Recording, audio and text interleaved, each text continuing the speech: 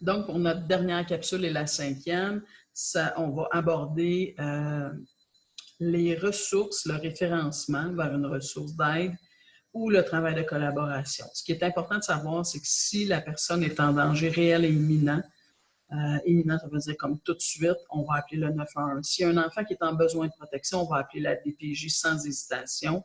On est obligé d'appeler la DPJ en tant qu'adulte si on sait qu'il y a un enfant qui est en danger pour sa sécurité et ou son développement. Alors ça, c'est comme des obligations de base. On ne prend aucun risque quand on pense qu'il y a quelqu'un qui pourrait être en danger réel et imminent. Après ça, on va essayer de voir avec la personne, est-ce que si, par exemple, il n'y a pas de danger comme imminent, est-ce qu'on peut créer un filet de sécurité autour de cette personne-là? Est-ce qu'il y a des ressources, des gens qui pourraient être des personnes ressources dans son réseau primaire, c'est-à-dire le réseau qui est vraiment proche d'elle, la famille, les amis proches, etc. Donc, pour créer un filet de sécurité, encore une fois, pour ne pas porter tout seul l'odieux de cette relation d'aide qu'on fait avec cette personne-là qui est dans notre entourage. L'importance de ne pas assurer votre présence. Tu sais, on a tendance à dire ça, hey, je vais être là pour toi n'importe quand, 24 sur 24, inquiète-toi pas, je te laisserai pas tomber. On peut pas faire ça. Parce que ça sera la seconde où est-ce que votre téléphone sera pas ouvert, que, dans le cas qu'il se passe quelque chose avec la personne, puis que votre téléphone était fermé, vous allez vous en vouloir jusqu'à la fin des jours.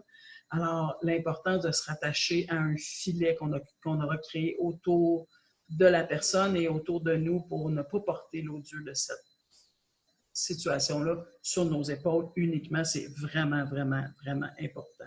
Il y a c'est fascinant parce qu'aujourd'hui, avec Google, on peut trouver à peu près n'importe quoi comme réseau d'aide.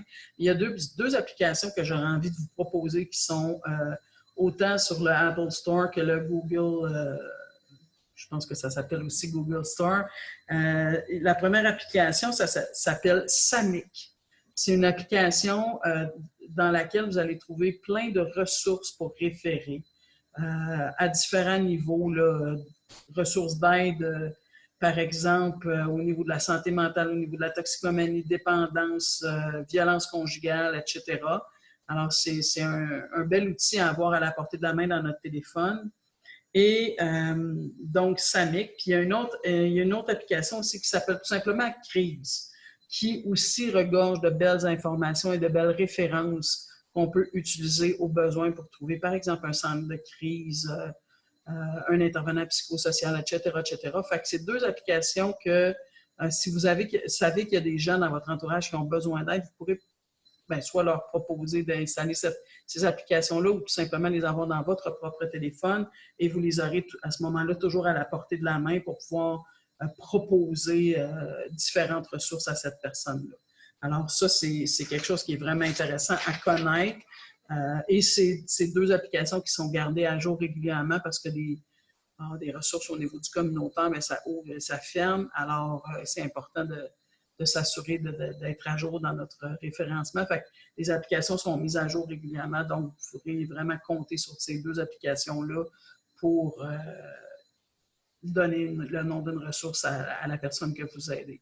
Donc, on se rappelle en terminant, on ne porte pas seul une situation d'aide, on crée un filet de sécurité autour et on peut utiliser on appelle le 911 si on a besoin d'une intervention qui est rapide. Et sinon, bien, on peut utiliser soit Samick comme application pour aller trouver une ressource ou la ressource crise pour aussi faire notre recherche au niveau du référencement vers une ressource. Et on ne se met pas disponible 24 heures sur 24. Alors voilà, c'était la dernière capsule que j'avais envie de vous partager. Mon nom est Nathalie Perrault, je suis une intervenante en relations d'aide depuis 1986 et j'ai mon bureau de coaching à la maison.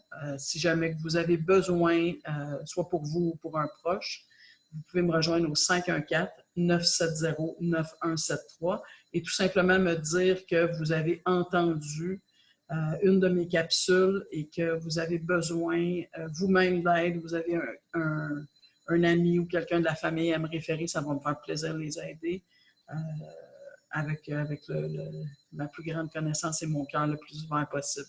Fait que je vous remercie, je vous souhaite une belle fin de journée. Au plaisir.